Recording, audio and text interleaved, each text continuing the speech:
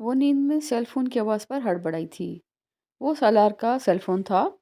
Hello, سالار نے نیند میں کروٹ لیتے ہوئے سائڈ ٹیبل سے فون اٹھا کر کال ریسیو کی۔ امامہ نے دوبارہ آنکھیں بند کر لیں۔ ہاں، بات کر رہا ہوں، اس نے سالار کو کہتے سنا۔ پھر اسے محسوس ہوا جس سے وہ یکدم بستر سے نکل گیا تھا۔ امامہ نے آنکھیں کھولتے ہوئے نیم تاریکی میں اسے دیکھنے کی کوشش کی۔ وہ لائٹ آن کیے بغیر اندھیرے میں ہی کمرے سے نکل کر لاؤنج میں چلا گیا تھا۔ وہ کچھ حیران ہوئی تھی، وہ کس کا فون ہو سکتا تھا جس کے لیے وہ رات کے اس پیر یوں اٹھ کر کمرے سے گیا تھا۔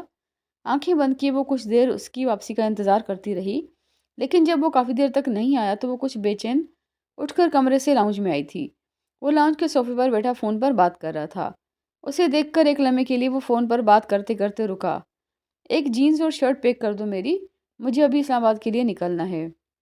کیوں، خیریت تو ہے؟ وہ پریشان ہوئی تھی۔ اسکول میں آگ لگ گئی ہے۔ اس کی نیند پلک جھپکتے میں غائب ہوئی تھی۔ سالار اب دوبارہ فون پر بات کر رہا تھا۔ بے حد تشویش کے عالم میں کمرے میں واپس آ کر اس نے اس کا بیگ تیار کیا۔ وہ تب تک کمرے میں واپس جا چکا تھا۔ آگ کیسے لگی یہ تو وہاں جا کر پتہ چلے گا۔ وہ بے حد جرت میں اپنے لیے نکالے ہوئے کپڑے لیتا واش روم میں چلا گیا۔ وہ بیٹھی رہی، وہ اس کی پریشانی کا اندازہ کر سکتی تھی۔ شادی کے شروع کے چند مہینے چھوڑ کر اب اوپر نیچے کچھ نہ کچھ ایسا ہو رہا تھا جو انہیں بری طرح تکلیف پہنچا رہا تھا۔ 10 منٹ میں تیار ہو کر نکل گیا، لیکن وہ دوبارہ بستر میں نہیں جا سکی تھی۔ اس نے باقی کی ساری رات اسی پریشانی میں دعائیں کرتے ہوئے کاٹی تھی۔ سالار سے اس کی ایک دو بار چند منٹ کے لیے بات ہوئی، لیکن وہ فون پر مسلسل مصروف تھا۔ امامہ نے اسے ڈسٹرب کرنے سے گریز کیا۔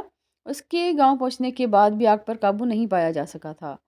وجہ فائر بریگیڈ کا بر وقت دستیاب نہ ہونا تھا، اور آگ کا اتنے گھنٹوں کے بعد بھی نہ بجھ پانے کا مطلب کیا تھا وہ امامہ اچھی طرح سے سمجھ سکتی تھی۔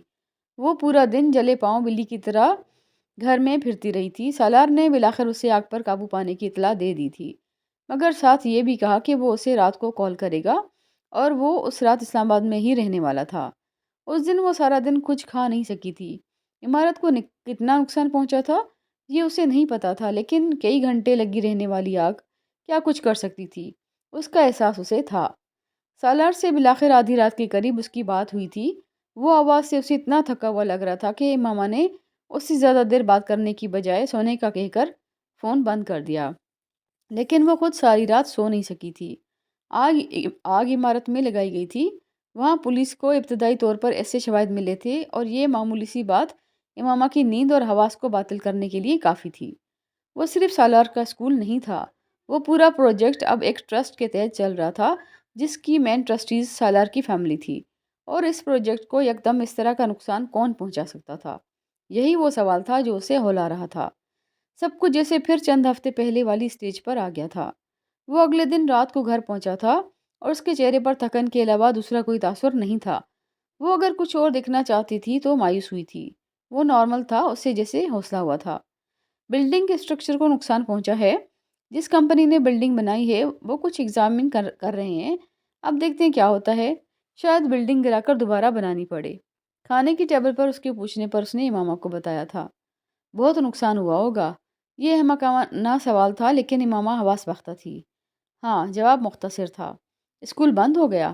یہ ایک اور احمقانہ سوال۔ نہیں، گاؤں کے چند گھر فوری طور پر خالی کروائے ہیں اور کرائے پر لے کر اسکول کے مختلف بلاکس کو شفٹ کیا ہے وہاں پر۔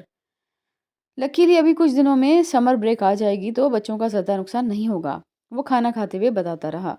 اور پولیس نے کیا کہا؟ ادھر ادھر کے سوال کے بعد امامہ نے بالآخر وہ سوال کیا جو اسے پریشان کیے ہوئے تھا۔ ابھی تو انویسٹیگیشن سٹارٹ ہوئی ہے، دیکھو کیا ہوتا ہے۔ سالار نے گول مول بات کی تھی۔ اس نے اسے یہ نہیں بتایا تھا کہ 2 دن اسلام آباد میں وہ اپنی فیملی کے ہر فرد سے اس کیس کے سسپیکٹس میں امامہ کی فیملی کو شامل کرنے کے لیے دباؤ کا سامنا کرتا رہا تھا۔ وہ بہت مشکل صورتحال تھی۔ اس پروجیکٹ کو چلانے میں بہت سے لوگوں کی عطیات استعمال ہو رہے تھے، اور نقصان کے متاثرین بہت سے تھے۔ کئی سال سے آرام سے چلنے والے اس اسکول کا کوئی دشمن پہلے کبھی پیدا نہیں ہوا تھا، اور اب امامہ سے زیادہ وہ خود یہ دعا کر رہا تھا کہ یہ آگ اتفاقی ہو۔ مگر چند گھنٹوں میں ہی آگ کے اسکیل اور صورتحال سے اندازہ ہو گیا تھا کہ وہ پلان شدہ آتش زدگی تھی، اور اگلے چند گھنٹوں میں کچھ اور شواہد بھی مل گئے تھے۔ امامہ سے یہ سب شیئر کرنا حماقت تھی۔ وہ پچھلے تجربے کے بعد اس طرح کی کسی دوسری پریشانی میں کم از کم اسے ڈالنا نہیں چاہتا تھا۔ اب کیا ہوگا؟ تیسرا احمقانہ سوال: سب کچھ دوبارہ بنانا پڑے گا اور بس؟ جواب اتنا ہی سادہ تھا۔ اور فنڈز وہ کہاں سے آئیں گے؟ یہ پہلا سمجھدارانہ سوال تھا۔ انڈومنٹ فنڈ اسکول کا ہے، اس کو استعمال کریں گے۔ کچھ انویسٹمنٹ میں نے کی ہے، وہاں سے رقم نکلواؤں گا۔ وہ اسلام آباد کا پلاٹ بیچ دوں گا۔ فوری طور پر تو تھوڑا بہت ہی کر لوں گا، اتنا کہ اسکول کی بلڈنگ دوبارہ کھڑی ہو جائے۔ پلاٹس کیوں؟ وہ بری طرح بدکی تھی۔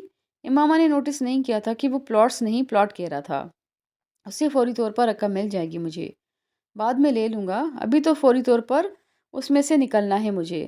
تم وہ حق مہر کی رقم لے لو، 8-10 لاکھ کے قریب ویڈنگ پر ملنے والے گفٹ کی رقم بھی ہوگی، اور اتنے ہی میرے اکاؤنٹ میں پہلے سے بھی ہوں گے۔ 50-60 لاکھ تو یہ ہو جائے گا۔ سالار نے اس کی بات کاٹی۔ نہیں، میں یہ کبھی نہیں لوں گا۔ قرض لے لو مجھ سے، بعد میں دے دینا۔ تو نو، اس کا انداز حتمی تھا۔ میرے پاس بیکار پڑے ہیں سالار، تمہارے کام آئیں گے تو۔ اس نے پھر امامہ کی بات کاٹ دی۔ I said no. اس نے اس بار کچھ ترشی سے کہا تھا۔ میرے پیسے اور تمہارے پیسے میں کوئی فرق ہے؟ ہاں ہے، اس نے اسی انداز میں کہا تھا۔ وہ حق مہر اور شادی پر گفٹ میں ملنے والی رقم ہے، میں کیسے لے لوں تم سے؟ میں بے شرم ہو سکتا ہوں، بغیرت نہیں ہو سکتا۔ اب تم خوامخواہ جذباتی ہو رہے ہو۔ اور سالار نے اس کی بات کاٹی۔ کون جذباتی ہو رہا ہے؟ کم از کم میں تو نہیں ہو رہا۔ وہ اسے دیکھ کر رہ گئی تھی۔ میں تمہیں قرض دے رہی ہوں Salar. Thank you very much but I don't need. مجھے قرض لینا ہوگا تو وہ بڑے دوست ہیں میرے پاس، دوستوں سے کر لو گے، بیوی سے نہیں۔ نہیں، میں تمہاری مدد کرنا چاہتی ہوں سالار، ایموشنلی کرو، فائنینشلی نہیں۔ وہ اسے دیکھتی رہ گئی۔ اس کی سمجھ میں نہیں آ رہا تھا کہ وہ اسے کس طرح قائل کرے، اور اگر میں یہ رقم ڈونیٹ کرنا چاہوں تو؟ اسے بلاخر ایک خیال آیا تھا۔ ضرور کرو، اس ملک میں بہت سی چیریٹیز ہیں، تمہارا پیسہ ہے، چاہے آگ لگا دو، لیکن میں یا میرا ادارہ نہیں لے گا۔ اس نے صاف لفظوں اور حتمی انداز میں کہا۔ تم مجھے کبھی کچھ ڈونیٹ کرنے نہیں دو گے؟ ضرور کرنا، لیکن فی الحال مجھے ضرورت نہیں ہے۔ وہ ٹیبل سے اٹھ گیا تھا۔ وہ بےحد اپسیٹ اسے جاتا دیکھتی رہی تھی۔ اس کے لیے وہ پلاٹ اس کے گھر کی پہلی 2 اینٹیں تھیں، اور وہ پہلی 2 اینٹیں اس طرح جانے والی تھی، یہ چیز اس کے لیے تکلیف دہ تھی۔ تکلیف کا باعث وہ احساس جرم بھی تھا جو اس سارے معاملے میں اپنی فیملی کے انوالو ہونے کی وجہ سے محسوس کر رہی تھی۔ وہ کہیں نہ کہیں اس رقم سے جیسے اس نقصان کو پورا کرنے کی کوشش کرنا چاہتی تھی جو اس کی فیملی نے کیا تھا۔ اس سے یہ اندازہ نہیں تھا کہ سالار نے اس کی سوچ کو اس سے پہلے پڑھ لیا ہے۔ وہ جانتا تھا وہ کیا کرنے کی کوشش کر رہی تھی۔ آنے والے دنوں میں بھی وہ سالار کو رقم لینے پر مجبور کرتی رہی، لیکن وہ ایک بار بھی جرأت نہیں کر سکی تھی کہ پولیس کی انویسٹیگیشن کے حوالے سے سالار سے کچھ پوچھتی۔ وہ دونوں جانتے بوجھتے اس حساس ایشو پر گفتگو سے اجتناب کر رہے تھے، اور یہ امامہ کے لیے ایک نعمت سے کم نہیں تھا۔ جو کچھ ہوا اس میں میرا کوئی قصور نہیں اور نہ ہی کوئی انوالومنٹ ہے۔ اس کے سامنے بیٹھا وسیم بڑی سنجیدگی سے اسے یقین دلانے کی کوشش کر رہا تھا۔ اور میں یہ بھی نہیں کہہ سکتا کہ یہ سب ابو کر سکتے ہیں، ہو سکتا ہے انہوں نے بھی ایسا کچھ نہ کیا ہو، میں نے گھر میں ایسا کچھ نہیں سنا۔ وسیم نے ہاشم مبین کا بھی دفاع کرنے کی کوشش کی تھی۔ امامہ قائل نہیں ہوئی۔ وہ سالار کے سامنے اپنی فیملی کا دفاع کرنے کی کوشش کر سکتی تھی، وسیم کے سامنے نہیں۔ اسے یقین تھا یہ جو کچھ بھی ہوا تھا اس میں اس کے اپنے باپ کا ہی ہاتھ تھا۔ ابو سے کہنا یہ سب کرنے سے کچھ نہیں ملے گا، سالار کو کیا نقصان ہوگا یا مجھے کیا نقصان ہوگا؟ ایک اسکول ہی جلا ہے، پھر بن جائے گا۔ ان سے کہنا وہ کچھ بھی کر لیں، ہمیں فرق نہیں پڑتا۔ وسیم اس کا چہرہ دیکھتے ہوئے اس کی باتیں سنتا رہا۔ پھر اس نے امامہ سے مدھم آواز میں کہا، میں ابو سے یہ سب نہیں کہہ سکتا، میں بہت بزدل ہوں، تمہاری طرح بہادر نہیں ہوں۔ چند لمحوں کے لیے وہ دونوں ایک دوسرے کو دیکھ کر رہ گئے۔ جب سے وہ دوبارہ امامہ سے ملنا شروع ہوا تھا، آج پہلی بار وہ ڈھکے چھپے لفظوں میں اسے سراہ رہا تھا یا اعتراف کر رہا تھا۔ تمہارے جانے کے بعد اتنے سالوں میں بہت دفعہ کمزور پڑا، میں بہت دفعہ شش و پنج کا بھی شکار ہوا، اور رشک و شبے کا بھی۔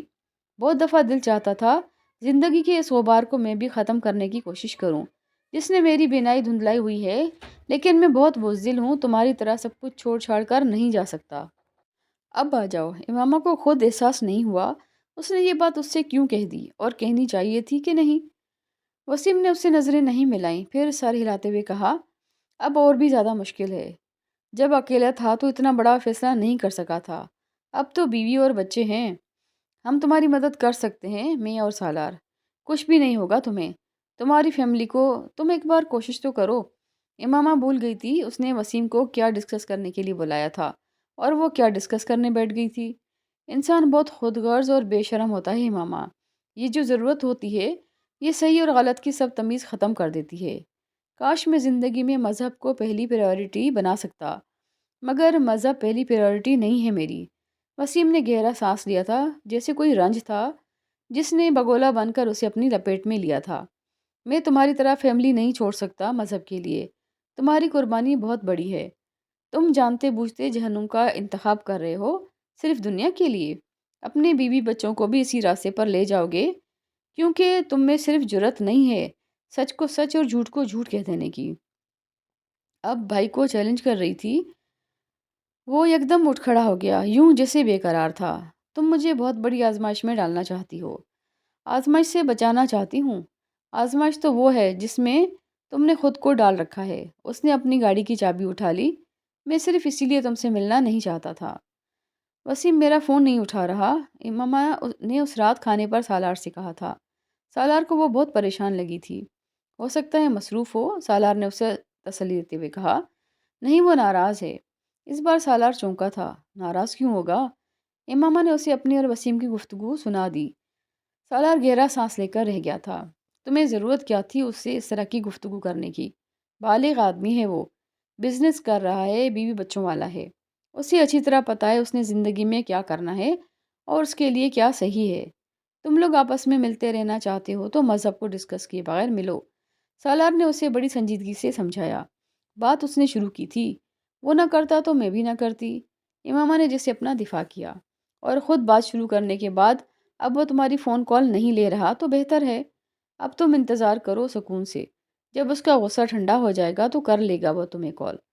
سالار کہہ کر دوبارہ کھانا کھانے لگا۔ امامہ اسی طرح بیٹھی رہی۔ اب کیا ہوگا؟ سالار نے سلاد کا ایک ٹکڑا اٹھاتے ہوئے اس کی خاموشی نوٹس کی۔ میری خواہش ہے وہ بھی مسلمان ہو جائے، اس گمراہی کی دلدل سے نکل آئے۔ سالار نے ایک لمحہ رک کر اسے دیکھا، پھر بڑی سنجیدگی سے اس سے کہا، تمہارے چاہنے سے کچھ نہیں ہو سکتا، یہ اس کی زندگی ہے، اس کا فیصلہ ہے۔ تم اپنی خواہش اس پر امپوز نہیں کر سکتی۔ امپوز تو کر بھی نہیں رہی تھی۔ وہ پلیٹ میں چمچ بے مقصد ہلاتے ہوئے دل گرفتہ ہوئی تھی۔ کبھی کبھی دل چاہتا ہے انسان کا وہ چیزوں کو جادو کی طرح ٹھیک کرنے کی کوشش کرے۔ سالار نے اس کی دل گرفتگی محسوس کی، پھر جیسے اسے دلاسا دینے کی کوشش کی۔ زندگی میں جادو نہیں چلتا، عقل چلتی ہے یا قسمت۔ اس کی عقل کام کرے گی اور قسمت میں لکھا ہوگا تو وہ اپنے لیے کوئی سٹینڈ لے گا، ورنہ میں یا تم کوئی اس کے لیے کچھ نہیں کر سکتے۔ وہ اسے نرمی سے سمجھاتا رہا تھا۔ اور تم دوبارہ کبھی اس سے اس مسئلے پر خود بات نہیں کرو گی، نہ ہی اسکول کے حوالے سے کسی گلے شکوے کے لیے اسے بلاؤ گی۔ میں اپنے مسئلوں کو ہینڈل کر سکتا ہوں اور وسیم کچھ نہیں کر سکتا۔ وہ کہہ کر کھانے کی ٹیبل سے اٹھ گیا۔ امامہ اسی طرح خالی پلیٹ لیے بیٹھی رہی تھی۔ پتہ نہیں زندگی میں اچانک اتنی بے سکونی کہاں سے آ گئی تھی۔ وہ فیری ٹیل جو چند ماہ پہلے سالار کے ساتھ شروع ہوئی تھی اور جو اس کے پیروں کو زمین پر ٹکنے نہیں دیتی تھی، اب وہ پریوں کی کہانی کیوں نہیں رہی تھی؟ اس میں پریشانیوں کا جنگل کیسے اگایا تھا، یا شاید یہ اس کے ستارے تھے جو ایک بار پھر گردش میں آئے ہوئے تھے۔ اسکول کی بلڈنگ کے اسٹرکچر کو واقعی بہت نقصان پہنچا تھا، سب کچھ جس سے اسکوائر ون پر آ گیا تھا۔ یہ سالار کے لیے حالیہ زندگی کا بہت بڑا ذاتی مالیاتی نقصان تھا۔ چند گھنٹوں میں سب کچھ راکھ ہو جانے کا مطلب اسے زندگی میں پہلی بار سمجھ میں آیا تھا، اور اس پر سب سے بدترین چیز یہ تھی کہ اس سارے ایشو میں اس کے سسرال کے ملوث ہونے پر کم از کم اس کی فیملی میں سے کسی کو شبہ نہیں تھا، لیکن اسے ثابت کرنا مشکل نہیں، تقریباً ناممکن تھا۔ گاؤں کا کوئی فرد ملوث ہوتا تو پولیس ابتدائی تفتیش کے بعد کسی نہ کسی کو ضرور پکڑ لیتی، مگر اس آتشزدگی میں وہاں کی کسی شخص کی انوالومنٹ ظاہر نہیں ہوئی تھی۔ اور جتنے پروفیشنل طریقے سے ایک ہی وقت میں مختلف کیمیکلز کے استعمال سے عمارت کے مختلف حصوں میں وہ آگ لگائی گئی تھی، وہ کسی عام چور اچکے کا کام نہیں تھا۔ اگر مقصد اسے نقصان پہنچانا تھا تو اسے بے حد نقصان ہوا تھا، اگر مقصد اسے چوٹ پہنچانا تھا تو یہ پیٹ پر ضرب لگانے جیسا تھا۔ وہ دہرا ہوا تھا مگر منہ کے بل نہیں گرا تھا۔ اسے چھوڑ دو سالار۔ دوسرے ویکینڈ پر وہ پھر اسلام آباد میں تھا اور طیبہ اس بار جیسے گڑ گڑا رہی تھی۔ وہ اس سب سے اس بار مزید خائف ہو گئی تھی۔ تمہیں شادی کا شوق تھا، وہ پورا ہو گیا ہے، اب چھوڑ دو اسے۔ آپ کو اندازہ ہے کہ آپ مجھے کتنی تکلیف پہنچاتی ہیں جب آپ مجھ سے اس طرح کی بات کرتی ہیں؟ سالار نے ان کی بات مکمل نہیں کرنے دی تھی۔ تم نے دیکھا نہیں انہوں نے کیا کیا ہے؟ ابھی کچھ ثابت نہیں ہوا، اس نے پھر ماں کی بات کاٹی تھی۔ تم عقل کے اندھے ہو سکتے ہو، ہم نہیں۔ اور کون ہے دشمن تمہارا امامہ کی فیملی کے سوا؟ طیبہ برہم ہو گئی تھی۔ اس سب میں امامہ کا کیا قصور ہے؟ یہ سب اس کی وجہ سے ہو رہا ہے۔ تمہیں سمجھ میں کیوں نہیں آتی یہ بات؟ نہیں آتی، اور نہ ہی آئے گی۔ میں نے کل بھی آپ سے کہا تھا، آج بھی کہہ رہا ہوں، اور آئندہ بھی یہی کہوں گا، میں امامہ کو ڈیورس نہیں کروں گا۔ کم از کم اس وجہ سے تو نہیں کہ اس کی فیملی مجھے نقصان پہنچا سکتی ہے۔ آپ کو کوئی اور بات کرنی ہے تو میں بیٹھتا ہوں۔ اس ایشو پر مجھے آج نہ ہی دوبارہ بات کرنی ہے۔ طیبہ کچھ بول نہیں سکی تھی۔ وہ وہی کچھ کر رہا تھا جو سکندر کی زبانی وہ پہلے سے سن چکی تھی، لیکن انہیں خوش فہمی تھی کہ وہ اس بار کسی نہ کسی طرح اس کو اس بات پر تیار کر سکیں جس کے بارے میں سکندر کو کوئی امید نہیں تھی۔ سکندر اس وقت وہاں نہیں تھے۔ وہ آدھا گھنٹہ پہلے وہاں بیٹھنے کے بعد واپس بیڈ روم میں آیا تو امامہ ٹی وی دیکھ رہی تھی۔ وہ اسے گاؤں لے کر نہیں گیا تھا، لیکن اسلام آباد میں ویکینڈ کے بعد اگلے 2 دن میں ہونے والی کانفرنس کی وجہ سے ساتھ ہی لے آیا تھا۔ وہ اپنا لیپ ٹاپ نکال کر کچھ کام کرنے لگا تھا جب اسے عجیب سا احساس ہوا تھا۔ وہ جس چینل پر تھی وہاں مسلسل اشتہار چل رہے تھے اور وہ صوفے پر بیٹھی انہیں بے حد یکسوئی سے دیکھ رہی تھی۔ وہ عام طور پر مسلسل چینل سرفنگ میں مصروف رہتی تھی۔ اشتہارات کو دیکھنا بے حد حیران کن تھا۔ سالار نے وقتاً فوقتاً 2-3 بار اسے اور ٹی وی کو دیکھا تھا۔ اس نے 10 منٹ کے دوران اسے ایک بار بھی چائے کا مگ اٹھاتے نہیں دیکھا تھا جو اس کے سامنے ٹیبل پر پڑا تھا، جس میں اب بھاپ اٹھنا بند ہو گئی تھی۔ اس نے لیپ ٹاپ بند کیا اور بیڈ سے اٹھ کر اس کے پاس صوفے پر آ کر بیٹھ گیا۔ امامہ نے مسکرانے کی کوشش کی۔ سالار نے اس کے ہاتھ سے ریموٹ کنٹرول پکڑ کر ٹی وی آف کر دیا۔ تم نے میری اور ممی کی باتیں سنی ہیں کیا؟ وہ چند لمحوں کے لیے ساکت ہو گئی تھی۔ وہ جن یا جادوگر نہیں تھا، شیطان تھا، اور اگر شیطان نہیں تھا تو شیطان کا سینئر منسٹر ضرور تھا۔ اس کی آنکھوں میں آنکھیں ڈالے اسے دیکھتے ہوئے جھوٹ بولنا بیکار تھا۔ اس نے گردن سیدھی کر لی۔ ہاں، کچن میں چائے بنانے گئی تھی میں۔ تم اور ممی لاؤنج میں بیٹھے باتیں کر رہے تھے۔ میں نے کچن میں سنا سب کچھ۔ اس نے سر جھکائے کہا۔ وہ اسے یہ نہیں بتا سکتی تھی کہ طیبہ کے مطالبے نے چند لمحوں کے لیے اس کے پاؤں کے نیچے سے زمین کھینچ لی تھی۔ آخری چیز جو وہ تصور کر سکتی تھی وہ وہی تھی کہ کوئی سالار سے اسے چھوڑنے کے لیے کہہ سکتا تھا، اور وہ بھی اتنے صاف الفاظ میں، اتنے حد تک آمیز انداز میں۔ تم جب یہاں آتے ہو تو وہ یہ سب کچھ کہتی ہیں تم سے؟ ایک لمبی خاموشی کے بعد اس نے سالار سے پوچھا، جو اسے تسلی دینے کے لیے کچھ الفاظ ڈھونڈ رہا تھا۔ نہیں، ہر بار نہیں کہتی، کبھی کبھی وہ اوور ریئیکٹ کر جاتی ہیں، اس نے ہموار لہجے میں کہا۔ میں اب اسلام آباد کبھی نہیں آؤں گی، اس نے یکدم کہا۔ لیکن میں تو آؤں گا، اور میرے ساتھ تمہیں بھی آنا پڑے گا۔ الفاظ سیدھے تھے مگر لہجہ نہیں۔ اس نے سالار کا چہرہ پڑھنے کی کوشش کی تھی۔ تم اپنی ممی کی سائیڈ لے رہے ہو؟ ہاں، جیسے میں نے ان کے سامنے تمہاری سائیڈ لی۔ وہ اس کے جواب پر چند لمحوں کے لیے بول نہیں سکی۔ وہ ٹھیک کہہ رہا تھا۔ خاموشی کا ایک اور لمبا وقفہ آیا تھا، پھر سالار نے کہا، زندگی میں آ کر کبھی میرے اور تمہارے درمیان علیحدگی جیسی کوئی چیز ہوئی تو اس کی وجہ میرے پیرنٹس یا میری فیملی نہیں بنے گی۔ کم از کم یہ ضمانت میں تمہیں دیتا ہوں۔ وہ پھر بھی خاموش رہی تھی۔ کچھ بولو۔ کیا بولوں؟ جب تم خاموش ہوتی ہو تو مجھے بہت ڈر لگتا ہے۔ امامہ نے حیرانی سے اسے دیکھا۔ وہ بے حد سنجیدہ تھا۔ مجھے لگتا ہے تم پتہ نہیں اس بات کو کیسے استعمال کرو گی میرے خلاف کبھی۔ اس نے جملہ مکمل کرنے کے بعد کچھ توقف سے ایک آخری لفظ کا اضافہ کیا۔ وہ اسے دیکھتی رہی لیکن خاموش رہی۔ سالار نے اس کا ہاتھ اپنے دونوں ہاتھوں میں لے لیا۔ تم میری بیوی ہو امامہ، وہ میری ماں ہیں۔ میں تمہیں شٹ اپ کہہ سکتا ہوں، انہیں نہیں کہہ سکتا۔ وہ ایک ماں کی طرح سوچ رہی ہیں اور ماں کی طرح ریئیکٹ کر رہی ہیں۔ جب تم ماں بنو گی تو تم بھی اسی طرح ریئیکٹ کرنے لگو گی۔ انہوں نے تم سے کچھ نہیں کہا، مجھ سے کہا، میں نے اگنور کر دیا۔ جس چیز کو میں نے اگنور کر دیا اسے تم سیریسلی لوگی تو یہ حماقت ہوگی۔ وہ اسے سمجھا رہا تھا۔ وہ سن رہی تھی۔ جب وہ خاموش ہوا تو اس نے مدھم آواز میں کہا، میرے لیے سب کچھ کبھی ٹھیک نہیں ہوگا۔ جب سے شادی ہوئی ہے یہی کچھ ہو رہا ہے۔ تمہارے لیے ایک کے بعد ایک مسئلہ آ جاتا ہے۔ مجھ سے شادی اچھی ثابت نہیں ہوئی تمہارے لیے۔ ابھی سے اتنے مسئلے ہو رہے ہیں تو پھر بعد میں پتہ نہیں۔ سالار نے اس کی بات کاٹ دی۔ شادی ایک دوسرے کی قسمت سے نہیں کی جاتی، ایک دوسرے کے وجود سے کی جاتی ہے۔ اچھے دنوں کے ساتھ کے لیے لوگ فرینڈشپ کرتے ہیں، شادی نہیں۔ ہم دونوں کا پریزنٹ پاسٹ فیوچر جو بھی ہے، جیسا بھی ہے، ایک ساتھ ہی ہے اب اگر تم کو لگتا ہے کہ میں یہ ایکسپیکٹ کر رہا تھا کہ تم سے شادی کے بعد پہلے میرا پرائز بانڈ نکلے گا، پھر مجھے کوئی بونس ملے گا، پھر میرا پروموشن ہوگا اور بعد میں لوگوں کے درمیان بیٹھ کر بڑی خوشی سے یہ بتاؤں گا کہ میرڈ لائف میرے لیے بڑی لکی ہے، تو سوری، مجھے ایسا کوئی ایکسپیکٹیشن نہیں تھا۔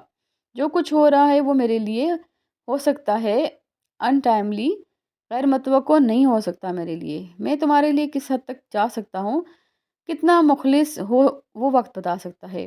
اس لیے تم خاموش سے وقت کو گزارنے دو۔ یہ چائے تو ٹھنڈی ہو گئی ہے، جاؤ دوبارہ چائے بنا لاؤ۔ وہ اس کا چہرہ دیکھتی رہی، کوئی چیز اس کی آنکھوں میں امڑنے لگی تھی۔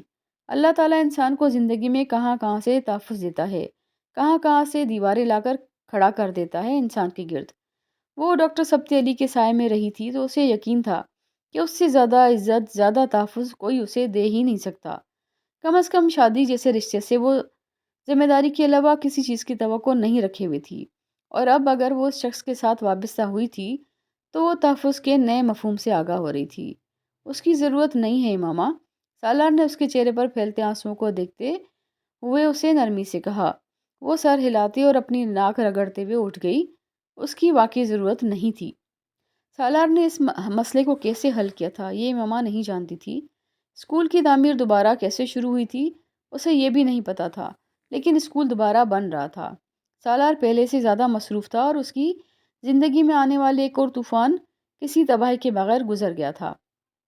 مجھے ہاتھ دکھانے میں کوئی دلچسپی نہیں ہے، سالار نے دو ٹوک انکار کرتے ہوئے کہا۔ لیکن مجھے ہے، وہ اصرار کر رہی تھی۔ یہ سب جھوٹ ہوتا ہے، اس نے بچوں کی طرح اسے بہلایا۔ کوئی بات نہیں، دکھانے میں کیا حرج ہے؟ اس کے انداز میں کوئی تبدیلی نہیں ہوئی تھی۔ تم کیا جاننا چاہتی ہو اپنے مستقبل کے بارے میں؟ مجھ سے پوچھ لو۔ سالار اسے اس پامسٹ کے پاس لے جانے کے موڈ میں نہیں تھا جو اس 5 اسٹار ہوٹل کی لابی میں تھا جہاں وہ کچھ دیر پہلے کھانا کھانے کے لیے آئے تھے، اور کھانے کے بعد اس کی بیوی کو پتہ نہیں وہ پامسٹ کہاں سے یاد آ گیا تھا۔ ویری فنی، اس نے مذاق اڑایا تھا۔ اپنے مستقبل کا تو تمہیں پتہ نہیں، میرے کا کیسے ہوگا؟ کیوں، تمہارا اور میرا مستقبل ساتھ ساتھ نہیں ہے کیا؟ اس نے مسکرا کر اسے جتایا تھا۔ اسی لیے تو کہہ رہی ہوں، پامس کے پاس چلتے ہیں، اس سے پوچھتے ہیں۔ اس کا اصرار بڑا تھا۔ دیکھو، ہمارا آج ٹھیک ہے، بس کافی ہے، تمہیں کل کا مسئلہ کیوں ہو رہا ہے؟ وہ اب بھی رضامند نہیں ہو رہا تھا۔ مجھے ہے کل کا مسئلہ، وہ کچھ جھلا کر بولی تھی۔ وہ اسے شاید یہ توقع نہیں تھی کہ وہ اس کی فرمائش پر اس طرح کے رد عمل کا اظہار کر دے گا۔ کتنے لوگ ہاتھ دکھا کر جاتے ہیں اس فارمسٹ کو؟ تمہیں پتہ ہے میری کولیگس کو اس نے ان کے فیوچر کے بارے میں کتنا ٹھیک بتایا تھا۔ بھابھی کی بھی کتنی کزنس آئی تھیں اس کے بارے میں۔ وہ اب اسے قائل کرنے کے لیے مثالیں دے رہی تھی۔ بھابھی آئی تھی اس کے پاس؟ اس نے چونک کر پوچھا تھا۔ نہیں، وہ اٹکی۔ تو یہ کہ ان کو انٹرسٹ نہیں ہوگا، مجھے تو ہے، اور تم نہیں لے کر جاؤ گے تو میں خود چلی جاؤں گی۔ وہ یکدم سنجیدہ ہو گئی تھی۔ کب؟ ابھی؟ وہ بے اختیار ہنسا اور اس نے ہتھیار ڈالتے ہوئے کہا، معامس کو ہاتھ دکھانا دنیا کی سب سے بڑی حماقت ہے، اور میں تم سے ایسی کسی حماقت کی توقع نہیں کرتا تھا، لیکن اب تم ضد کر رہی ہو تو ٹھیک ہے، تم دکھا لو ہاتھ۔ تم نہیں دکھاؤ گے؟ اس کے ساتھ لابی کی طرف جاتے ہوئے اس نے کہا۔ نہیں، سالار نے دو ٹوک انداز میں کہا۔ چلو کوئی بات نہیں، خود ہی تو کہہ رہے ہو کہ میرا اور تمہارا مستقبل ایک ہے، تو جو کچھ میرے بارے میں بتائے گا وہ پامسٹ، وہ تمہارے بارے میں بھی تو ہوگا۔ امامہ اب اسے چھیڑ رہی تھی۔ مثلاً؟ سالار نے بھویں اچکاتے ہوئے اس سے پوچھا۔ مثلاً اچھی خوشگوار زندگی اگر میری ہوگی تو تمہاری بھی تو ہوگی۔ ضروری نہیں ہے، وہ اسے تنگ کر رہا تھا۔ ہو سکتا ہے شوہر کے طور پر میری زندگی بری گزرے تمہارے ساتھ، تو مجھے کیا، میری تو اچھی گزر رہی ہوگی۔ امامہ نے کندھے اچکا کر اپنی بے نیازی دکھائی۔ تم عورتیں بڑی سیلفش ہوتی ہو، اس نے ساتھ چلتے ہوئے جیسے اس کے رویے کی مذمت کی۔ تو نہ کیا کرو پھر ہم سے شادی، نہ کیا کرو ہم سے محبت، ہم کون سا مری جا رہی ہیں ہوتی ہیں تم مردوں کے لیے؟ اس نے مذاق اڑانے والے انداز میں کہا تھا۔ وہ ہنس پڑا۔ چند دموں کے لیے وہ واقعی لاجواب ہو گیا تھا۔ ہاں، ہم ہی مرے جا رہے ہوتے ہیں تم لوگوں پر، عزت کی زندگی راس نہیں آتی، شاید اس لیے۔ وہ چند لمحوں بعد بڑبڑایا۔ تمہارا مطلب ہے تم شادی سے پہلے عزت کی زندگی گزار رہے تھے؟ وہ یکدم برا مان گئی تھی۔ ہم شاید جنرلائز کر رہے تھے۔ وہ اس کا بدلتا موڈ دیکھ کر گڑبڑایا۔ نہیں، تم صرف اپنی بات کرو۔ تم اگر ناراض ہو رہی ہو تو چلو پھر پامس کے پاس نہیں جاتے۔ سالار نے بے حد سہولت سے اسے موضوع سے ہٹایا تھا۔ نہیں، میں کب ناراض ہوں، ایسے ہی پوچھ رہی تھی۔ اس کا موڈ ایک لمحے میں بدلا تھا۔ ویسے تم پوچھو گی کیا پامس سے؟ اس نے بات کو مزید گھمایا۔ بڑی چیزیں ہیں، اس نے بے حد سنجیدگی سے جواب دیا۔ وہ کچھ کہنا چاہ رہا تھا مگر تب تک وہ پامس کے پاس پہنچ چکے تھے۔ ایک طرف رکھی کرسی پر بیٹھا وہ غیر دلچسپی سے اپنی بیوی اور پامس کی ابتدائی گفتگو کو سن رہا تھا، لیکن اسے اپنی بیوی کی دلچسپی اور سنجیدگی کو دیکھ کر حیرت ہوئی تھی۔ پامس اب اس کا ہاتھ پکڑے عدسے کی مدد سے اس کی لکیروں کا جائزہ لے رہا تھا۔ پھر اس نے بے حد سنجیدگی سے کہنا شروع کیا۔ لکیروں کا علم نہ تو حتمی ہوتا ہے نہ ہی الہامی، ہم صرف وہی بتاتے ہیں جو لکیریں بتا رہی ہوتی ہیں۔ بہرحال مقدر بنانا، سنوارنا اور بگاڑنا صرف اللہ تعالیٰ ہی ہے۔ وہ بات کرتے کرتے چند لمحوں کے لیے رکا، پھر اس نے جسے حیرانی سے کچھ دیکھتے ہوئے بے اختیار اس کا چہرہ دیکھا اور پھر برابر کی کرسی پر بیٹھے اس کے شوہر کو، جو اس وقت ایک اپنے بلیک بیری پر کچھ میسیجز دیکھنے میں مصروف تھا۔ بڑی حیرانی کی بات ہے، پامس نے دوبارہ ہاتھ دیکھتے ہوئے کہا۔ کیا؟ اس نے کچھ بےتاب ہو کر پامس سے پوچھا۔ آپ کی یہ پہلی شادی ہے؟ بلیک بیری پر اپنے میسیج چیک کرتے کرتے اس نے چونک کر پامس کو دیکھا۔ اس کا خیال تھا یہ سوال اس کے لیے تھا، لیکن پامس کی مخاطب اس کی بیوی تھی۔ ہاں، امامہ نے کچھ حیران ہو کر پہلے پامس اور پھر اسے دیکھ کر کہا۔ اوہ اچھا۔ پامس پھر کسی غور و خوض میں مشغول ہو گیا تھا۔ آپ کے ہاتھ پر دوسری شادی کی لکیر ہے، ایک مضبوط لکیر، ایک خوشگوار کامیاب دوسری شادی۔ پامس نے اس کا ہاتھ دیکھتے ہوئے جیسے حتمی انداز میں کہا۔ امامہ کا رنگ اڑ گیا تھا۔ اس نے گردن موڑ کر اپنے شوہر کو دیکھا، وہ اپنی جگہ پر بالکل ساکت تھا۔ آپ کو یقین ہے؟ امامہ کو لگا جیسے پامس نے کچھ غلط پڑھا تھا اس کے ہاتھ پر۔ جہاں تک میرا علم ہے اس کے مطابق تو آپ کے ہاتھ پر شادی کی 2 لکیریں ہیں اور دوسری لکیر پہلی لکیر کی نسبت زیادہ واضح ہے۔ پامس اب بھی اس کے ہاتھ پر نظریں جمائے ہوئے تھا۔ سالار نے امامہ کی کسی اگلے سوال سے پہلے جیب سے والٹ اور والٹ سے ایک کرنسی نوٹ نکال کر پامس کے سامنے میز پر رکھا، پھر بڑی شائستگی سے کہتے ہوئے اٹھ کھڑا ہوا۔ تھینک یو، بس اتنی ہی انفارمیشن کافی ہے، ہم لیٹ ہو رہے ہیں، ہمیں جانا ہے۔ اسے اٹھ کر وہاں سے چلتے دیکھ امامہ نہ چاہتے ہوئے بھی اٹھ کر اس کے پیچھے آئی تھی۔ مجھے ابھی اور بہت کچھ پوچھنا تھا اس سے، اس نے خفگی سے سالار کے برابر میں آتے ہوئے کہا۔ مثلاً؟ سالار نے کچھ تیکھے انداز میں کہا۔ وہ فوری طور پر اس کے سوال کا جواب نہیں دے سکی۔ اس نے مجھے اور پریشان کر دیا ہے۔ امامہ نے اس کے سوال کا جواب نہیں دیا، لیکن جب وہ پارکنگ میں آ گئے تو اس نے گاڑی میں بیٹھتے ہوئے سالار سے کہا۔ It was your choice. Salar نے کچھ بے رخی سے کہا تھا۔ اس نے تمہیں نہیں بلایا تھا، تم خود گئی تھی اس کے پاس اپنا مستقبل دیکھنے۔ سالار، تم مجھے چھوڑ دو گے کیا؟ امامہ نے اس کی بات کے جواب میں یکدم کہا۔ یہ نتیجہ اگر تم نے پامس کی پیشگوئی کے بعد نکالا ہے تو مجھے تم پر افسوس ہے۔ سالار کو غصہ آیا تھا اس پر۔ امامہ کچھ خفیف سی ہو گئی۔ ایسے ہی پوچھا ہے میں نے۔ تمہیں پہلے کچھ کم وہم تھے میرے بارے میں کہ کسی پامس کی مدد کی ضرورت پڑتی؟ سالار کی خفگی کم نہیں ہوئی تھی۔ دوسری شادی تو وہ تمہاری پریڈکٹ کر رہا ہے، ایک کامیاب خوشگوار ازدواجی زندگی، اور تم مجھ سے پوچھ رہی ہو کہ کیا میں تمہیں چھوڑ دوں گا؟ یہ بھی تو ہو سکتا ہے تم مجھے چھوڑ دو۔ سالار نے اس بار چپتے ہوئے انداز میں کہا تھا۔ ان کی گاڑی اب مین روڈ پر آ چکی تھی۔ میں تو تمہیں کبھی نہیں چھوڑ سکتی، امامہ نے سالار کو دکے بغیر بے ساختہ کہا۔ پھر ہو سکتا ہے میں مر جاؤں اور اس کے بعد تمہاری دوسری شادی ہو۔ سالار کو یکدم اسے چڑھانے کی سوجی تھی۔ امامہ نے اس بار اسے خفگی سے دیکھا۔ تم بے وقوفی کی بات مت کرو، ویسے تم کر لینا شادی اگر میں مر گیا تو، اکیلی مت رہنا۔ امامہ نے کچھ اور برا مانا۔ میں کچھ اور بات کر رہی ہوں، تم کچھ اور بات کرنا شروع ہو جاتے ہو، اور تمہیں اتنی ہمدردی دکھانے کی ضرورت نہیں ہے۔ سالار کے مشورے نے اسے ڈسٹرب کیا تھا اور یہ اس کے جملے کی بے ربطی میں جھلکا تھا۔ سالار خاموش ہوا، امامہ بھی خاموش تھی۔ تم اصل میں یہ چاہتے ہو کہ میں تم سے کہوں کہ اگر میں مر جاؤں تو تم دوسری شادی کر لینا؟ وہ کچھ لمحوں کے بعد ایک دم بولی تھی۔ وہ اس کی ذہانت پر اشش کر اٹھا تھا۔ تو کیا میں نہ کروں؟ سالار نے جان بوجھ کر اس سے بڑی سنجیدگی سے چھیڑا۔ اس نے جواب دینے کی بجائے اسے بڑے پریشان انداز میں دیکھا۔ مجھے پامس کے پاس جانا ہی نہیں چاہیے تھا، وہ پچھتائی تھی۔ تم مجھ سے سود کے بارے میں سوال کرتی ہو اور خود یہ یقین رکھتی ہو کہ اللہ کے علاوہ کسی انسان کو کسی دوسرے انسان کی قسمت کا حال پتہ ہو سکتا ہے۔ وہ صاف گو تھا اور ہمیشہ سے تھا، مگر اس کی صاف گوئی نے امامہ کو کبھی اس طرح شرمندہ نہیں کیا تھا جس طرح اب کیا تھا۔ گھڑوں پانی پڑنے کا مطلب اسے اب سمجھ آیا تھا۔ انسان ہوں، فرشتہ تو نہیں ہوں میں، اس نے مدھم آواز میں کہا تھا۔ جانتا ہوں، اور تمہیں فرشتہ کبھی سمجھا بھی نہیں میں نے۔ مارجن آف ایرر دیتا ہوں تمہیں، لیکن تم مجھے نہیں دیتی۔ وہ اسے دیکھ کر رہ گئی۔ وہ ٹھیک کہہ رہا تھا، اور وہ بہت کم کوئی غلط بات کرتا تھا۔ امامہ کو یہ اعتراف تھا۔ زندگی اور قسمت کا پتہ اگر زائچوں، پانسوں، اعداد، لکیروں اور ستاروں سے لگنے لگتا تو پھر اللہ انسان کو عقل نہ دیتا، بس صرف یہی چیزیں دے کر دنیا میں اتار دیتا۔ وہ گاڑی چلاتے ہوئے کہہ رہا تھا، اور وہ شرمندگی سے سن رہی تھی۔ جب مستقبل بدل نہیں سکتے تو اسے جان کر کیا کریں گے؟ بہتر ہے غیب غیب ہی رہے۔ اللہ سے اس کی خبر کی بجائے اس کا رحم اور کرم مانگنا زیادہ بہتر ہے۔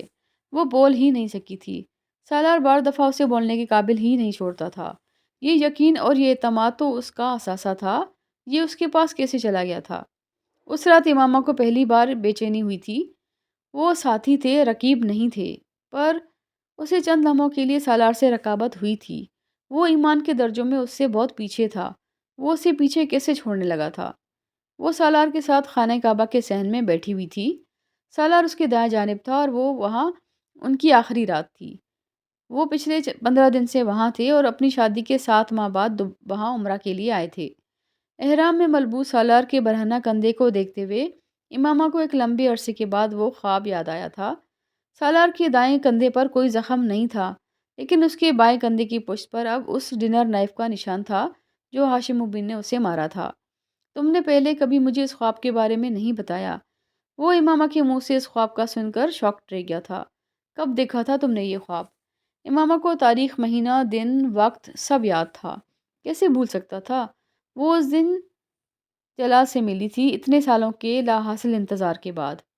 سالار گنگ تھا۔ وہ وہی رات تھی جب وہ یہاں امامہ کے لیے گڑ گڑا رہا تھا، اس کی اس آس میں کہ اس کی دعا قبول ہو جائے، یہ جانے بغیر کہ اس کی دعا قبول ہو رہی تھی۔ اس دن میں یہاں تھا۔ اس نے اپنی آنکھیں رگڑتے امامہ کو بتایا تھا۔ اس بار وہ ساکت ہوئی۔ عمرے کے لیے؟ سالار نے سر ہلایا۔ وہ سر جھکے اپنے ہونٹ کاٹتا رہا۔ وہ کچھ بول ہی نہیں سکی، صرف اسے دیکھتی رہی۔ اس دن تم یہاں نہ ہوتے تو شاید… ایک لمبی خاموشی کے بعد اس نے کچھ کہنا چاہا تھا، مگر بات مکمل نہیں کر سکی تھی۔ شاید… سالار نے سر اٹھا کر اسے دیکھا تھا، یوں جیسے چاہتا تھا وہ بات مکمل کرتی۔ وہ کیسے کرتی؟ اس سے کہتی، یہ کہہ دیتی کہ وہ اس دن یہاں نہ ہوتا تو شاید جلال اس سے ایسی سرد مہری، ایسی بے رخی نہ برتتا۔ وہ سب کچھ نہ کہتا جو اس نے کہا تھا۔ وہ اس کے اور جلال کے بیچ میں اللہ کو لے آیا تھا، اور اس کے لیے سالار کو یقیناً اللہ نے ہی چنا تھا۔ ایک گہرا سانس لے کر اس نے سب کچھ جیسے سر سے جھٹکنے کی کوشش کی تھی، لیکن سالار کی باتیں اس کی سماعتوں سے چپک گئی تھی۔ اتنے سالوں میں جب بھی یہاں آیا تمہارے لیے بھی عمرہ کیا میں نے۔ وہ بڑے سادہ لہجے میں امامہ کو بتا رہا تھا، اسے رلا رہا تھا۔ تمہاری طرف سے ہر سال عید پر قربانی بھی کرتا رہا ہوں میں۔ کیوں؟ امامہ نے بھرائی ہوئی آواز میں اس سے پوچھا تھا۔ تم منقوہہ تھی میری، دور تھی لیکن میری زندگی کا حصہ تھی۔ وہ روتی گئی تھی۔ اس کے لیے سب کچھ اسی شخص نے کرنا تھا کیا؟ اسے سالار کے حافظ قرآن ہونے کا پتہ بھی اسی وقت چلا تھا۔ اور وہ جلال کی نعت سن کر مسحور ہو جاتی تھی، اور اب وہاں حرم میں سالار کی قرت سن کر گنگ تھی۔ ایسی قرت کہاں سے سیکھی تم نے؟ وہ پوچھے بغیر نہیں رہ سکی تھی۔ جب قرآن پاک حفظ کیا تب؟ اب تو پرانی بات ہو گئی ہے، اس نے بڑے سادہ لہجے میں کہا۔ امامہ کو چند لمحوں کے لیے جسے اپنے کانوں پر یقین نہیں آیا۔ تم نے قرآن پاک حفظ کیا ہوا ہے؟ ڈاکٹر صاحب نے کبھی نہیں بتایا۔ وہ شاکڈ تھی۔ تم نے بھی کبھی نہیں بتایا اتنے مہینوں میں؟ پتہ نہیں، کبھی خیال نہیں آیا۔ ڈاکٹر صاحب کے پاس آنے والے زیادہ تر لوگ حفاظ ہی ہوتے ہیں، میرے حافظ قرآن ہونا ان کے لیے کوئی انوکھی بات نہیں ہوگی۔ وہ کہہ رہا تھا۔ تم اتنا حیران کیوں ہو رہی ہو؟ آنسوؤں کا ایک ریلا آیا تھا امامہ کی آنکھوں میں۔ جلال کو پیڈسٹل پر بٹھائے رکھنے کی ایک وجہ اس کا حافظ قرآن ہونا بھی تھا، اور آج وہ جس کی بیوی تھی حافظ قرآن وہ بھی تھا۔ بہت سی نعمتیں، پتہ نہیں اللہ کس نیکی کے عوض عطا کرتا ہے، سمجھ میں نہیں آتا۔ وہ دلوں میں کیسے رہتا ہے؟ وہ سنتی آئی تھی۔ وہ دلوں کو کیسے بوجھ لیتا ہے؟ وہ دیکھ رہی تھی۔ بس سب کچھ کن تھا اللہ کے لیے، بس ایسے اتنا ہی سہل، آسان، پلک جھپکنے سے پہلے، سانس آنے سے پہلے۔ اللہ سامنے ہوتا تو وہ اس کے قدموں میں گر کر روتی۔ بہت کچھ مانگا تھا، پر یہ تو صرف چاہا تھا۔ وہ اتنا کچھ دے رہا تھا، اس کا دل چاہا تھا وہ ایک بار پھر بھاگ کر حرم میں چلی جائے، جہاں سے کچھ دیر پہلے آئی تھی۔ رو کیوں رہی ہو؟ وہ اس کے آنسوؤں کی وجہ جان نہیں پایا۔ وہ روتے روتے ہنسی۔ بہت خوش ہوں اس لیے، تمہاری احسان مند ہوں اس لیے، نعمتوں کا شکر ادا نہیں کر پا رہی اس لیے۔ وہ روتی ہنستی اور کہتی جا رہی تھی، بے وقوف ہو اس لیے۔ سالار نے جیسے خلاصہ کیا، ہاں وہ بھی ہوں۔ اس نے اپنے آنسو پونچھتے ہوئے شاید پہلی بار سالار کی زبان سے اپنے لیے بے وقوف کا لفظ سن کر خفگی کا اظہار نہیں کیا تھا۔ ایک لمحے کے لیے امامہ نے آنکھیں بند کی، پھر آنکھیں کھول کر حرم کے صحن میں خانہ کعبہ کے بالکل سامنے برابر میں بیٹھے سالار کو دیکھا، جو بہت خوش الحانی سے قرآن پاک کی تلاوت کر رہا تھا۔ فبی آئی آلائی ربی کما تکذبان، اور تم اپنے پروردگار کی کون کون سی نعمتوں کو جھٹلاؤ گے۔ تم جو کچھ کر رہی ہو امامہ، تم اس پر بہت پچھتاؤ گی، تمہارے ہاتھ کچھ بھی نہیں آئے گا۔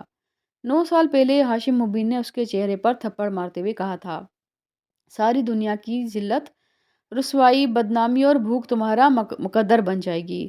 انہوں نے اس کے چہرے پر ایک اور تھپڑ مارا تھا، تمہاری جیسی لڑکیوں کو اللہ ذلیل و خوار کرتا ہے، کبھی کسی کو منہ دکھانے کے قابل نہیں چھوڑتا۔ امامہ کی آنکھیں نم ہو گئیں۔ ایک وقت آئے گا جب تم دوبارہ ہماری طرف لوٹو گی، منت سماجت کرو گی، گڑ گڑاؤ گی، تب ہم تمہیں دھتکاریں گے، تب تم چیخ چیخ کر اپنے منہ سے اپنے گناہ کی معافی مانگو گی، کہو گی کہ میں غلط تھی۔ امامہ اشک بار آنکھوں سے مسکرائی۔ میری خواہش ہے بابا، اس نے زیر لب کہا، کہ زندگی میں ایک بار میں آپ کے سامنے آؤں اور آپ کو بتا دوں کہ دیکھ لیجئے، میرے چہرے پر کوئی ذلت، کوئی رسوائی نہیں ہے۔ میرے اللہ نے میری حفاظت کی، مجھے دنیا کے لیے تماشا نہیں بنایا، نہ دنیا میں بنایا ہے، نہ آخرت میں کسی رسوائی کا سامنا کروں گی۔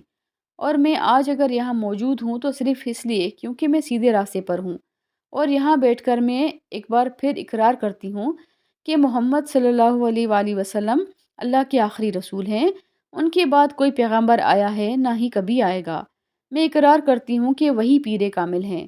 میں اقرار کرتی ہوں کہ ان سے کامل ترین انسان کوئی دوسرا نہیں، ان کی نسل میں بھی کوئی ان کے برابر آیا ہے نہ ہی کبھی آئے گا۔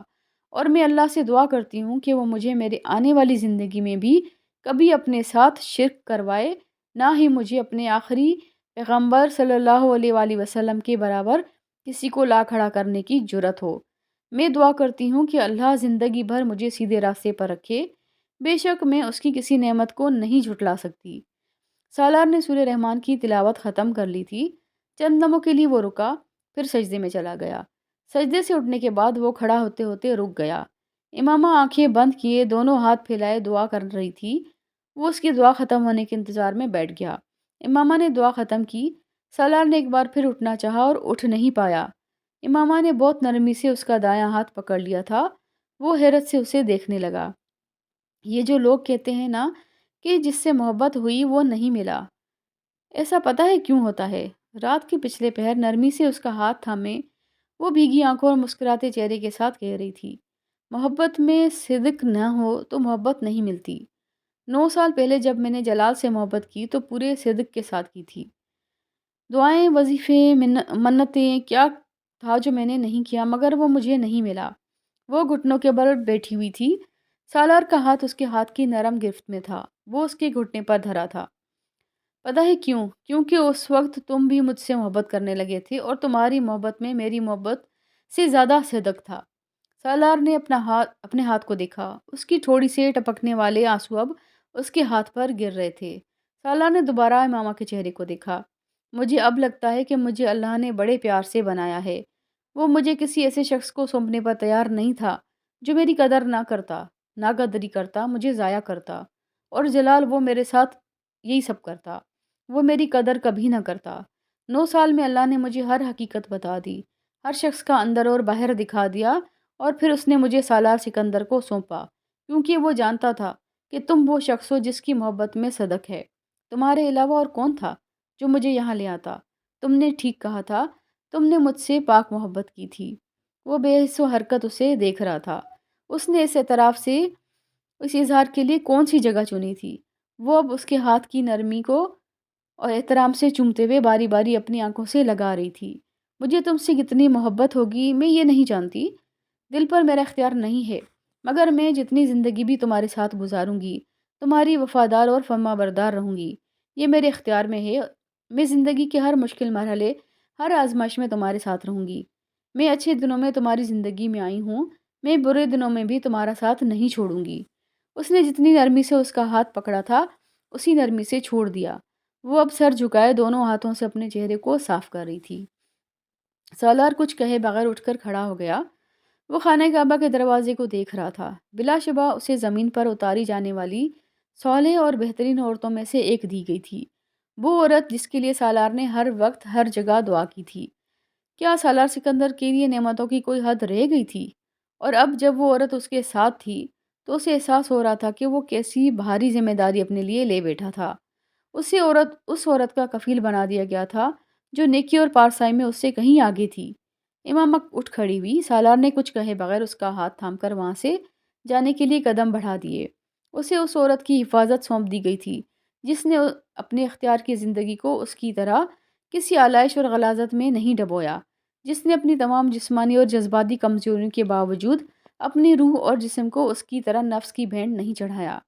اس کا ہاتھ تھامے قدم بڑھاتے اسے زندگی میں پہلی بار پارسائی اور تقویٰ کا مطلب سمجھ میں آ رہا تھا۔ وہ اپنی پوری زندگی کو جیسے فلم کی کسی اسکرین پر چلتا دیکھ رہا تھا اور اسے بے تحاشا خوف محسوس ہو رہا تھا۔ سالار تم سے ایک چیز مانگوں گی، امامہ نے جسے اس کی سوچ کے تسلسل کو روکا تھا۔ وہ اس وقت حرم کے صحن سے باہر نکلنے ہی والے تھے۔ سالار نے رک کر اس کا چہرہ دیکھا۔ وہ جانتا تھا کہ وہ اس سے کیا مانگنے والی تھی۔ تم ایک بار نبی کریم صلی اللہ علیہ وآلہ وسلم کا آخری خطبہ پڑھو۔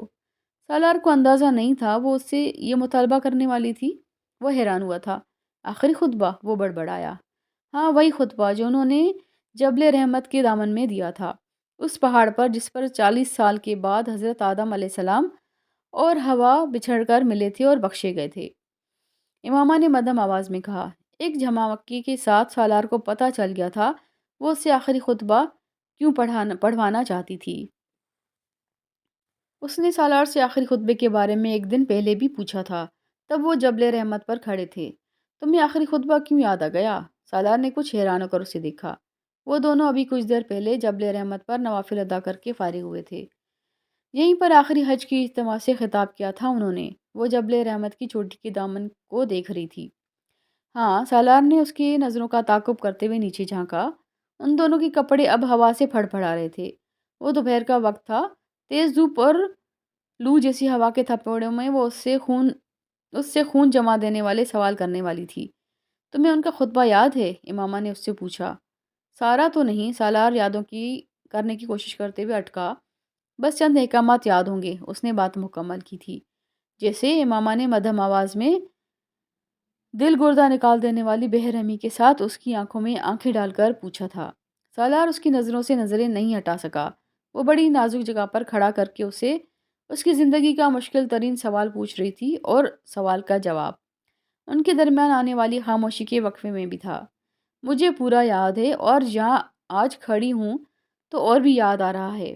میں سوچ رہی ہوں آخری نبی کریم صلی اللہ علیہ وآلہ وسلم نے وہ خطبہ یہیں کیوں دیا تھا، اس پہاڑ کے دامن میں کھڑے ہو کر جس پر حضرت آدم علیہ السلام اور حضرت حوا رضی اللہ تعالیٰ عنہا 40 سال کے بعد آپس میں ملائے اور بخشے گئے۔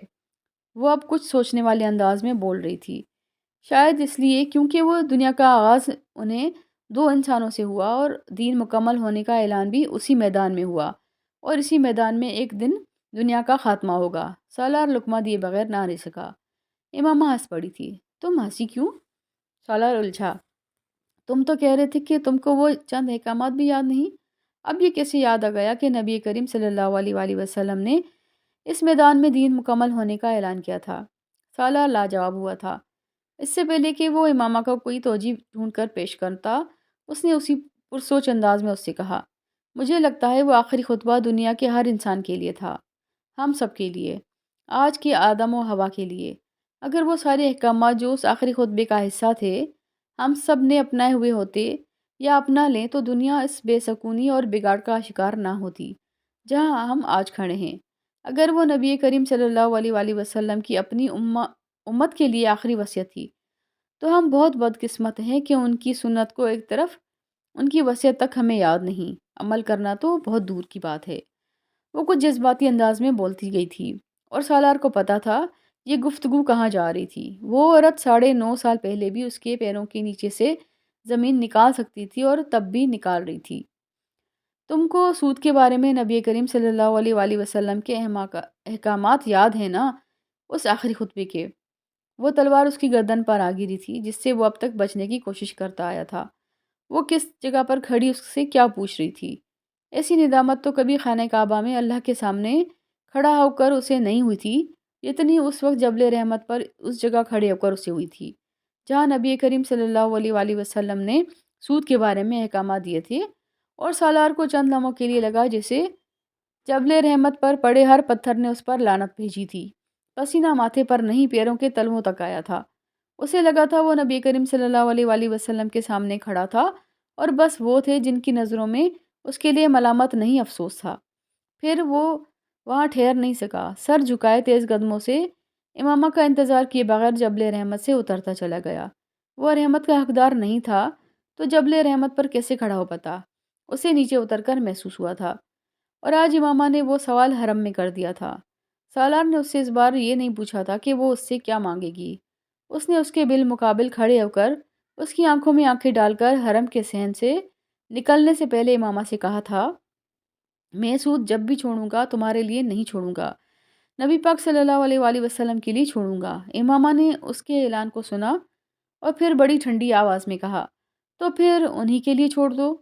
سالار ہل نہیں سکا۔ یہ عورت اس کی زندگی میں پتہ نہیں کس لیے آئی یا لائی گئی تھی۔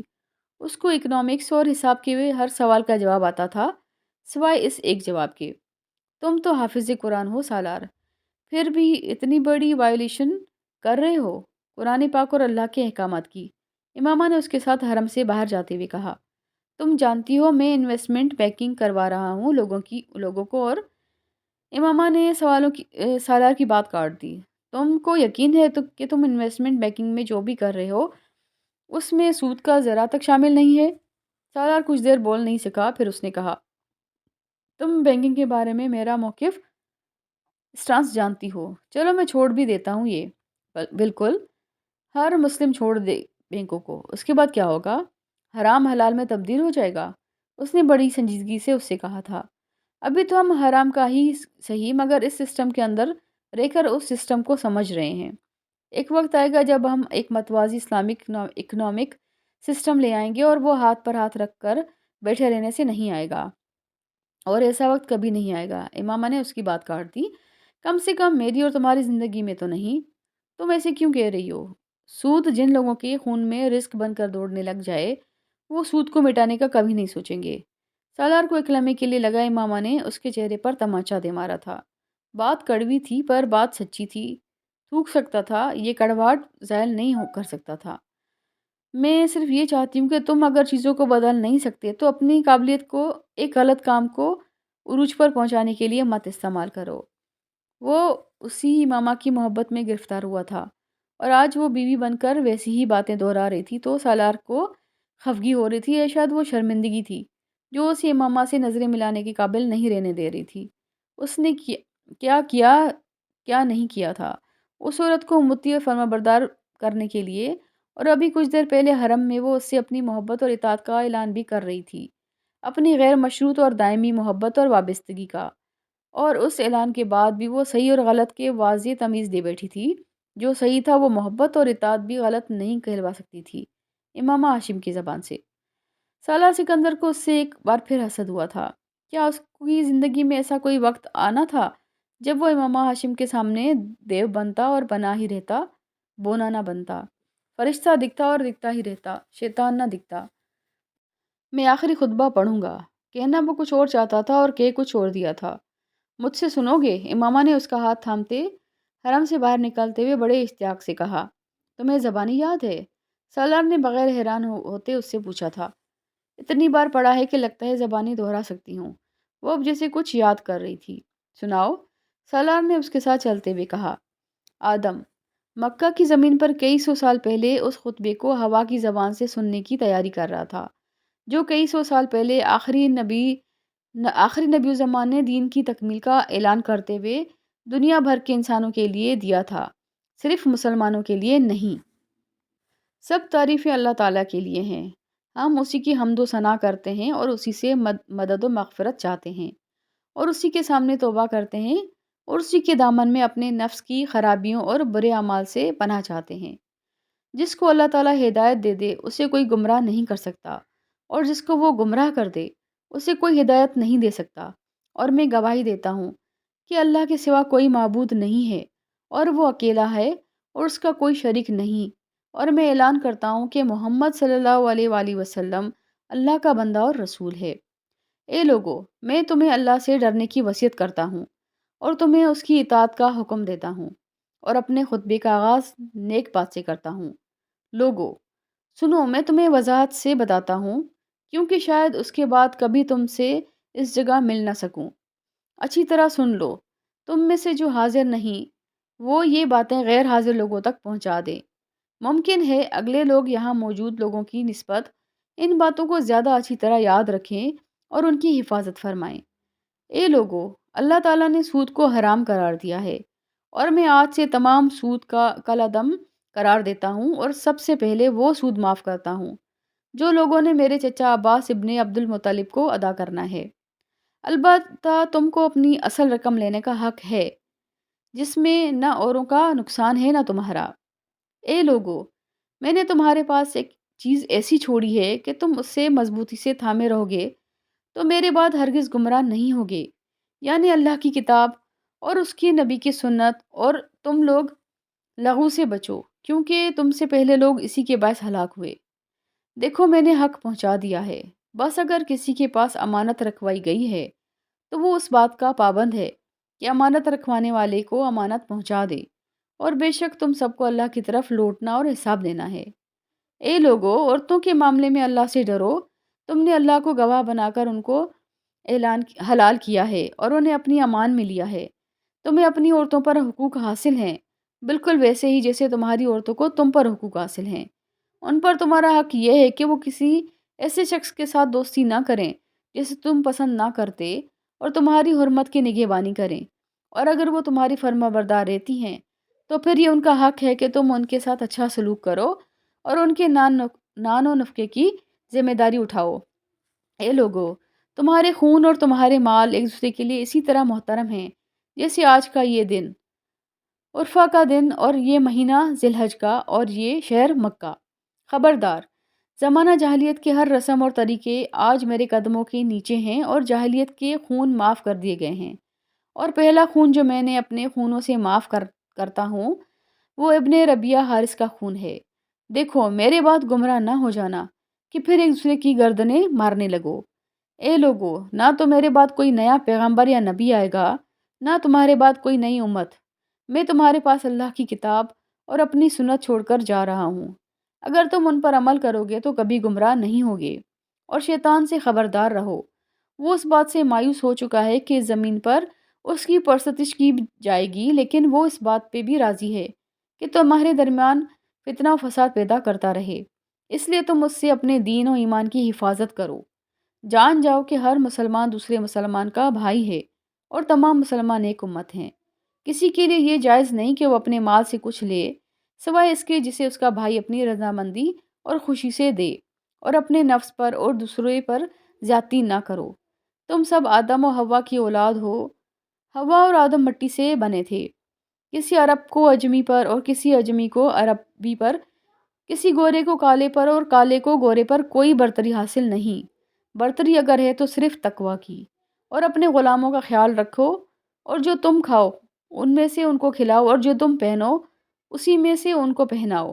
اور اگر وہ ایسی خطا کریں جو تم معاف نہ کرنا چاہو تو انہیں فروخت کر دو، لیکن کوئی سزا نہ دو۔ خوب سن لو، اپنے پروردگار کی عبادت کرو، 5 وقت کی نماز قائم کرو، رمضان کے روزے رکھو، اپنے مال کی زکوٰۃ خوشی سے ادا کرو، اپنے حاکم کی اطاعت کرو چاہے وہ ایک ناک کٹا حبشی ہی کیوں نہ ہو، اور اس طرح اپنے رب کی جنت میں داخل ہو جاؤ۔